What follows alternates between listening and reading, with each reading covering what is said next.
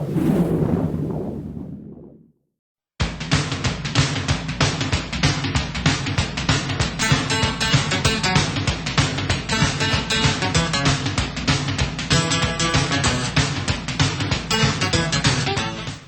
to this week's show, which this time is a completely random report on marketing, advertising, new products, and anything else that has tickled our innards and our intellect over the past few weeks. We really wanted to highlight the absurd in marketing, management, leadership, and the like, but I guess it's still a little too early in the year. Most managers are way too busy sharpening their pencils, justifying budgets, and calculating their 9-figure exit strategies. I mean, we could point out that William Swanson, Raytheon's chairman and chief executive, agreed to a salary freeze and a 1/5 cut in new stock option grants.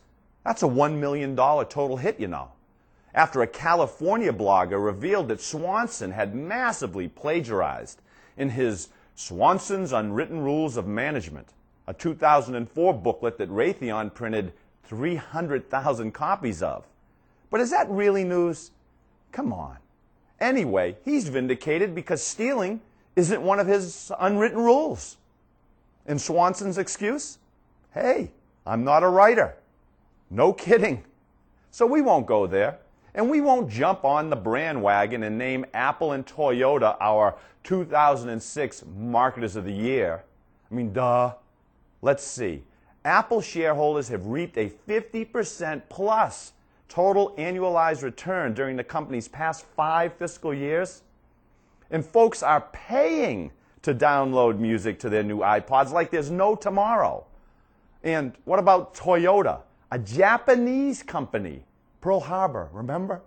That has figured out how to get the heartland of America to buy its vehicles. I mean, even Ford's new CEO said he respects Toyota, but he did recently cancel his order for a new Lexus after taking the top job. Smart move. No, we won't go there. And we have no comment on the Ritz-Carlton Sarasota's decision to offer massages for guest dogs at $130 a pop. I mean, for another $220, the Ritz throws in gourmet dog biscuits, a choice of nail buffing or nail polish, a souvenir photo, a brisk walk over Sarasota's scenic Ringling Bridge, and a gourmet meal of organic stew and designer water served on a silver tray. Listen, pet owners, please stop treating your pets better than your elderly parents. Come on, people. Your dog barely knows the difference between dog food and packing material. And we won't tell you how absolutely silly it was for Google to spend $1.65 billion. Okay, not dollars. Google stock for YouTube, a goofy video sharing website looking for a business model. Wait a minute, did I say they gave them stock and not dollars? Oh, never mind. Forget that one. And we certainly won't comment on Bob Nardelli's coming to an agreement with Home Depot's board to resign as chairman and CEO and accept a measly $210 million severance package. No, we won't go there. Oh, by the way, Bob, $210 million is a lot of lumber. I bet it could rebuild a whole bunch of homes down in New Orleans. And do we need to get into the recent predictions by 60 U.S. economists in the Wall Street Journal? I mean, frankly, those guys sound like weathermen to us. You know, there's a 50% chance of either rain or a recession. Oh, insightful stuff. I mean, as one of my former business professors so aptly put it, if you can teach a parrot to say supply and demand, you have an economist. But the good news is that they found the service sector is strengthening. Guess what, too? Due primarily to the growth of Google, investment banks, and catering chains. Think about that one for a while.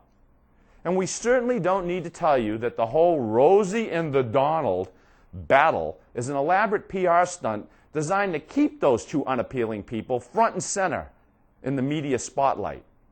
I mean, here's an idea. Throw the two of them into a ring and let them slug it out on pay-per-view. I mean, I'd even pay to see that. We also won't tell you to get down to Walmart and buy a bunch of those low-energy, compact fluorescent lamps.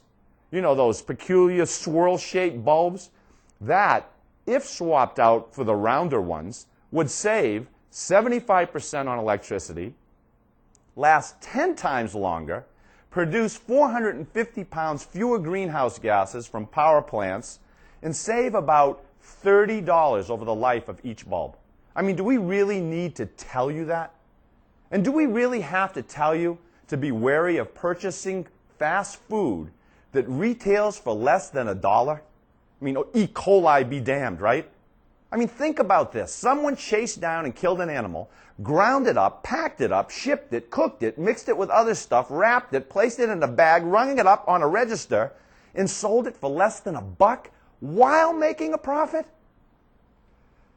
Well, there you have it, our cynical look at the obvious. I guess you could call it real reality television. We'll see you next time. Until then, stay passionate, and remember, if it's Wednesday, it's GuruBBQ.